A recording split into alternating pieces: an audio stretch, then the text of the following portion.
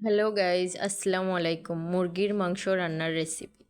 কড়াইতে প্রথমে তেল দিব, পেঁয়াজ কুচি দিব।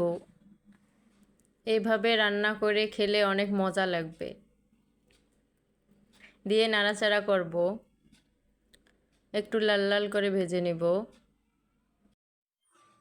দারচিনি ছোটো এলাচ দিব, দিয়ে নাড়াচাড়া করব।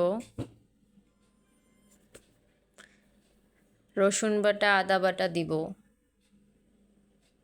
দিয়ে নাড়াচাড়া করব। কেটে রাখা মাংসগুলো দিব,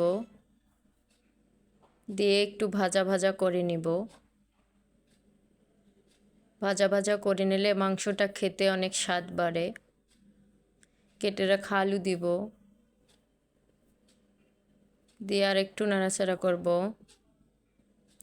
পরিমাণ মতো লবণ দিব, হলুদ দিব,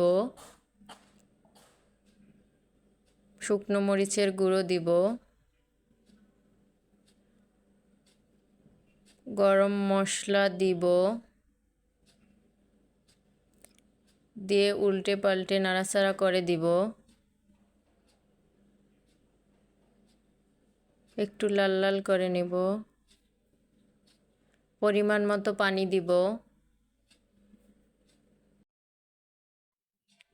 পানি দিয়ে ঢাকনাটা দিয়ে দিব। 10 থেকে 15 মিনিট পর ঢাকনাটা খুলে দেখব। আমি যেহেতু নতুন, তাই সবাই ভালো ভালো ভিডিও পেতে আমাকে সাপোর্ট করুন। ভালোভাবে কষিয়ে নিব। ঢাকনাটা দিয়ে দিব।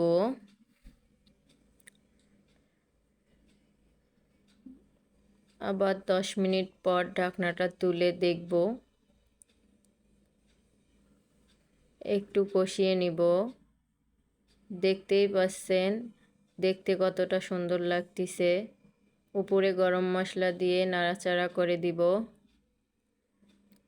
তারপর নামিয়ে নিব। দেখেন তরকারির কালারটা কত সুন্দর।